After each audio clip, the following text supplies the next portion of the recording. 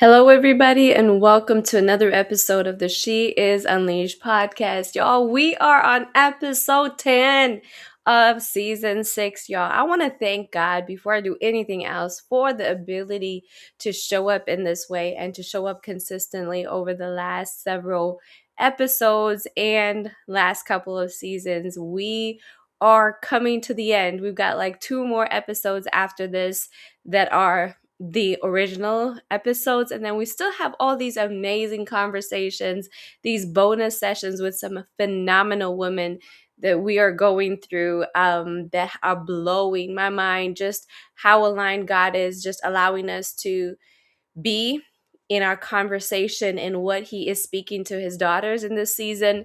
And I pray that they're blessing you in some form or manner. And today in episode 10, we are talking about the topic of what happens when expansion requires relational realignment. What happens when God starts to shift your circles and you have to recognize that it comes with this territory? A couple weeks ago, I released the episode with Reverend Tatum Osborne, and we were talking about this. We were talking about what happens when the next level of expansion, innovation, growth requires you to shift in your relationships. And I'm going to go into this a little bit more in detail from a teaching perspective today as we delve into one of the most painful realities of growth, the most painful realities of leadership and expansion, that sometimes expansion will require relational realignment. Now, this doesn't mean that you think you're better than anybody else. It doesn't mean that you are distancing or cutting anybody off from your life, but is an understanding of the recalibration and the realignment that is required by this season of growth and expansion that God is calling you to. Because many people, we love the idea of growth until we realize that growth often changes our relationships. As God expands your vision, as God increases your capacity and matures you in your capacity, as your standards increase, as your stewardship evolves because of the level to which He's calling you, not every relationship can remain the same. And if you do not understand this, you may sabotage your next season trying to preserve dynamics that no longer align. A lot of us, and I was having this conversation with someone earlier today, we are mission driven, we are heart driven, we want to help everybody, we want to carry everybody, but we have to realize that not everybody is ready for the level that we might be in, that our preparation does not always equal the preparation of our circle and the people that we love and we want to bring along. And sometimes we force people into spaces that they're not ready for. And we have to be able to recognize that just because something isn't working right now, just because the relationship isn't working right now, it doesn't mean that people are bad or that we need to cut them out per se, but it is this understanding that our expectation needs to shift. The relationship has to shift in this season because of what is being required of us. It is a realignment and a recalibration for us in what God is calling us to in this season. Here's the thing. One of the hardest truths is to recognize that when you change, your relationships will change. The dynamics change. The physics of your relationship will change because you are changing. And yes, when they said you changed, you did. You grew, you matured, you moved into the next level that God was calling you to. Again, not from a place of arrogance, but from a place of stewardship and understanding the assignment of God on your life. Even healthy growth, y'all, creates tension because the expectations shift, availability changes, your capacity changes, your priority changes, your boundaries change, again because of the weight of the assignment that is upon your life and the requirement of stewardship over your time, over your resources, over your capacity, over your availability in this particular season. Here's another truth. Expansion often will disrupt your relationship equilibrium. That sounds real a mouthful. That's a whole tongue twister right there. Expansion often disrupts relational equilibrium People who are comfortable with the old you, the more available you, the less boundary conscious you, the less focused you, the more self-sacrificing you, may struggle with this more aligned version of you. And again, it doesn't make them bad people. It doesn't make you a bad person. It just means that the season has shifted, the expectations and the demand has shifted, and you have grown, you have matured, and maybe they have too, but in different ways. You might be going in different directions. Maybe in this particular season, there is a misalignment of assignment and mission in your lives. Again, doesn't mean that you're bad or they're bad. It just means something has changed. The season has changed. The relationship has changed. The geography of this dynamic has changed. And you are required to come into awareness and alignment with it. So let's look at some biblical examples of relational realignment. See, God is in the business of realigning our relationships. When we look at Abraham and Lot in Genesis chapter 13, their growth created a resource strain, territorial conflict, and the need for separation. They were growing, they were expanding. Abraham's sheep and goats were expanding, so was Lot's. And then there started being this conflict between the shepherds and the people taking care of their flock because there was a lack of resources in that place.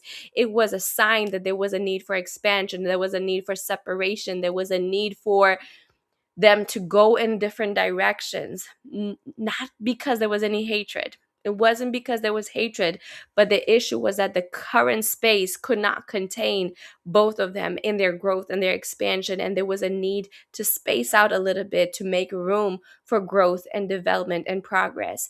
The structure could no longer sustain both of them in the same way that it did in previous seasons. Let's look at Jesus and his inner circle.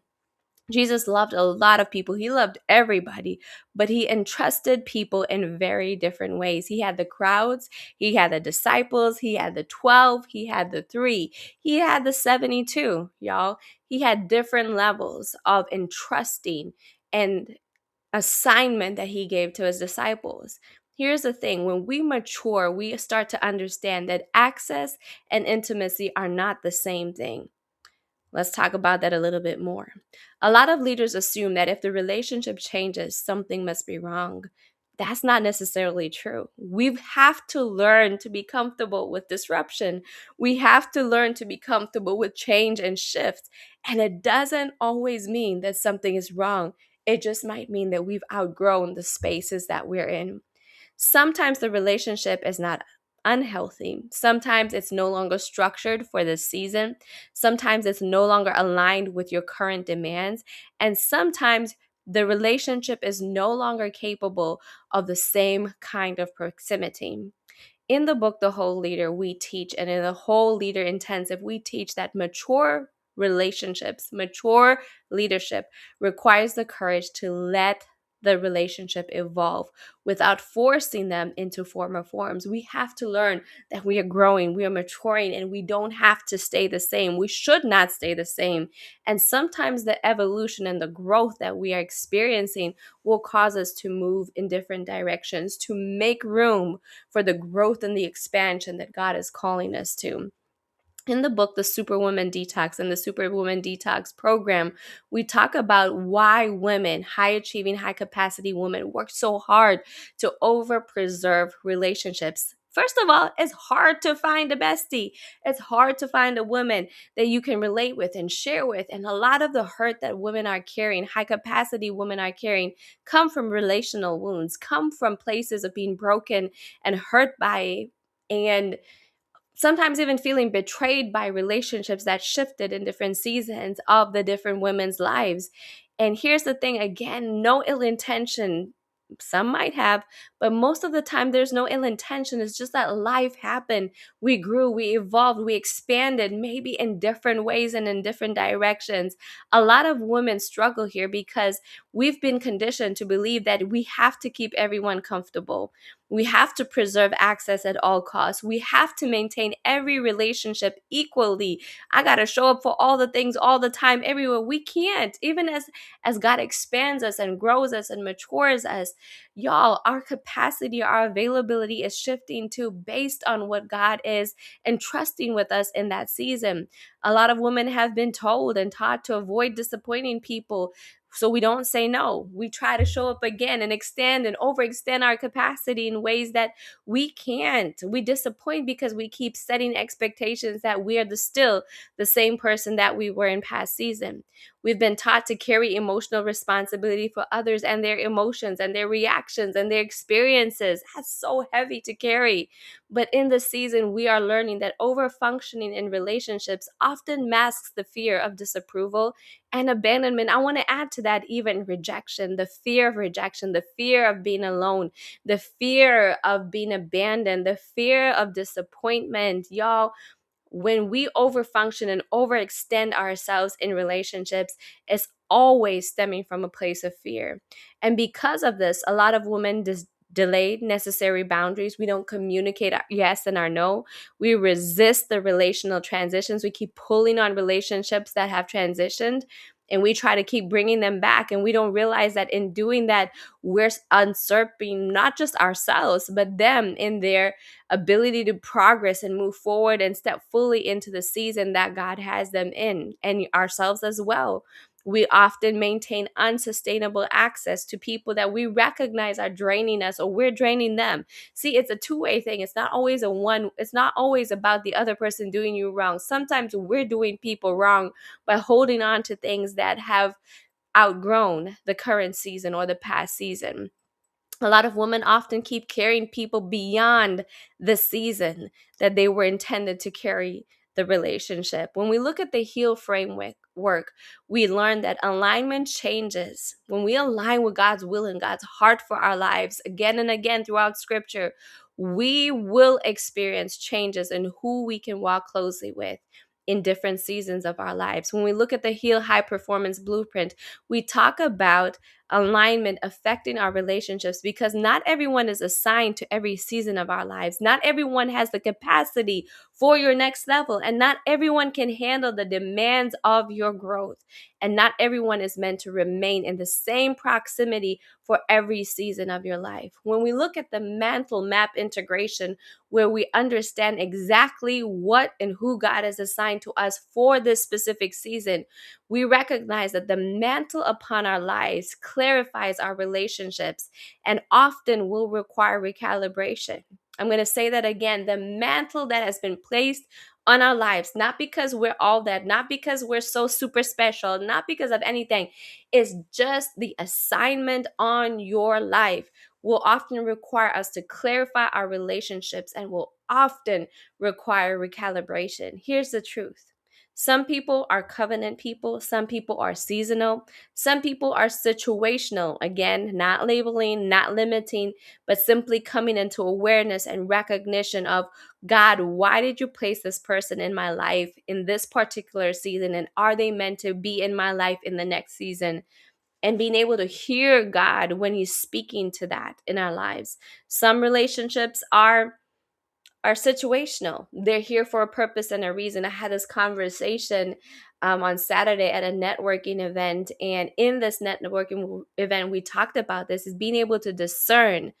A lot of the hurt that we have, it comes from a place of, again, unrealistic expectations that are outdated, that have passed their season, where we are being wounded because we're expecting people to show up in certain ways. We're holding on to things that have passed their season, and we're trying so hard to hold on to places of familiarity and comfort when God is asking us to step out of that comfort zone into the next that He's calling us to. Even in our relationships, we have to have the wisdom. We have to seek the wisdom. God, show me the difference. Show me who's in my life as a covenant partner that is lifetime, that is till death do we part. God, show me the people in my life that are seasonal. Show me the people that in my life that are situational, and show me the people in my life that are purposeful or assignment or task driven, right?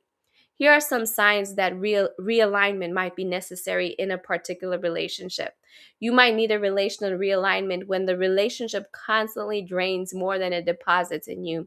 You might need a relational realignment when your growth repeatedly triggers resistance. If every time you grow, every time you progress, every time you're making an investment in your growth and your development and your progression, there's resistance coming from this relationship. And yes, y'all, sometimes it is jealousy. It's not, so we don't always have to focus on the haters and the jealous people, but sometimes we have to recognize that our growth might make other people uncomfortable because they're not in the same space that we're in. Again, not bad people at all. Not bad people, just in a different season, a different space.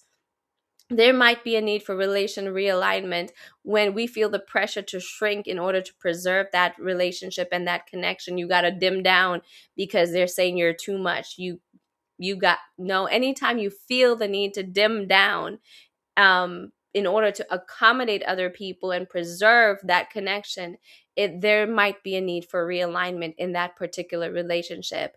When our boundaries are repeatedly dishonored, there might be a need for realignment and recalibration.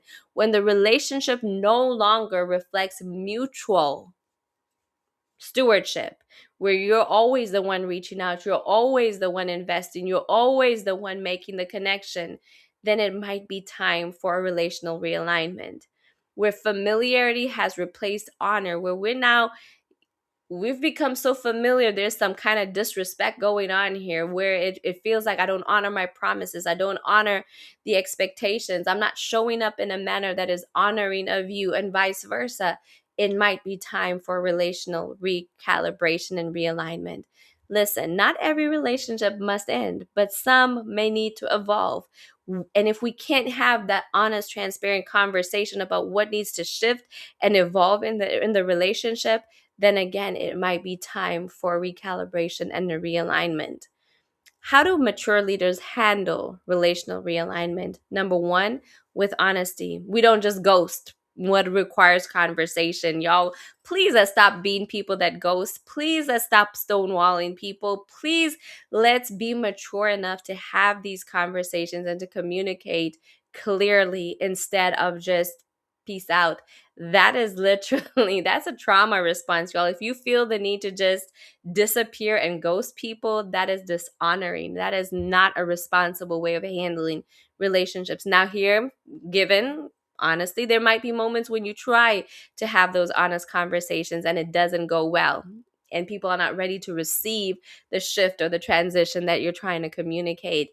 That is okay. So we got to be okay with that. But you got to do your part. You got to try at least to have that conversation. Number two, we've got to handle these transitions and this recalibration with clarity. Communicate what the real change realities mean and do it respectfully, not we're no longer in the same league, so peace, bye. No, not that. But we've got to communicate, hey, my schedule's changed. My work demand has changed. I got married. Now I have other responsibilities. I'm not disappointed. I'm not trying to abandon you or reject you, but life has changed and I've changed, and it just is what it is, but being able to communicate that we can't continue to show up in the same way that we've taught other people to become familiar with, right? The other component is boundaries. We have to adjust access where necessary, where we feel like maybe, now again, not from a place of arrogance, from a place of truly being honest and truthful about what is going on. Let's communicate that, hey, this person might not necessarily be able to understand where you are. You can't share all the details because you're just in different spaces. We shared this in the podcast with Reverend Tatum, that when you shift from being a peer and being a Sunday school student to now being the pastor of this individual, the access and the accessibility and the conversations may shift. We can't have those. I can't tell you everything because there's a level of confidentiality that is required of me in this season, in this assignment that has been given to me. Number four, we have to handle this relational realignment and recalibration without excessive guilt. Not every relational shift is betrayal, y'all. Not every relationship shift is personal. It may have nothing to do with you, but someone else's personal season. The dynamic doesn't mean, again, that you're being rejected or abandoned. Now, there may be those that are moving in that manner, but not everybody is moving in a personal affront to you. It might just be their own story, their own narrative, their own situation that's going on. Learn to know the difference. Stewardship sometimes requires reduced access because of what is required of you in this season. You may have to shift your relationships. As we wrap this up today, I want to ask you, I want to beg you to make room for the shifts and the changes in your relationships. If you are in a season where the relationships are shifting and you can feel it, you can sense it, I want you to hear me very clearly today. Not every change in relationship means something is broken or that someone is bad or something is wrong with them. Sometimes it simply means that you are growing, that your assignment is narrowing, that your capacity is shifting, and your stewardship is maturing. Y'all, if anything in this conversation resonated with you, I pray that you would just share with me, put a comment in the chat, send me an email at connect@destiny-connections.com. It will be in the footnotes. Let us know how these episodes and these teachings have been impacting your life. We want to know, we know what you need to hear from us as we continue to build this community and build your resources towards building lives that are healthy and whole as leaders from the inside out. We have the She is Unleashed Collective. It is for leadership formation and support while navigating your growth and relational transitions. We have the Whole Leader Intensive, which is for more deeper work around this, identifying attachment patterns, relational health, and leadership maturity. We have a Q3 42-day build reset that is coming up in the month of July. I want to encourage you to come join us as we learn how to build healthy relational systems and rhythms and boundaries that will help us navigate with grace the next season that God has for us. Our breathe experiences are spaces that we curate to create moments to just be still and to process transition, grief, and realignment. And if you go to our website at www.destiny-connections.org and you look under the store, you will find a multitude of resources, and under courses too. You will find a multiple of resources that are available for you to help build you up in the season as you continue to build what God has already placed in your heart. Y'all, don't delay, but lean in to the prompting of the Holy Spirit to recognize what you are confronted with in this season. As we close out, stop trying to preserve every relationship in the same form forever. Some relationships are meant to deepen, some are meant to stretch, some are meant to transition, and mature leaders, they know the difference. They know that stewarding your assignment will sometimes require stewarding proximity wisely. I'm going to say that again. Stewarding your assignment well sometimes requires stewarding proximity wisely. Will you join me in making sure that this message gets out to people that need to hear that just because the relationships in their life are shifting doesn't mean that they've done anything wrong or that the other person has done anything wrong. They're just in a different space and time. God bless you, and I will see you in the next episode. Take care.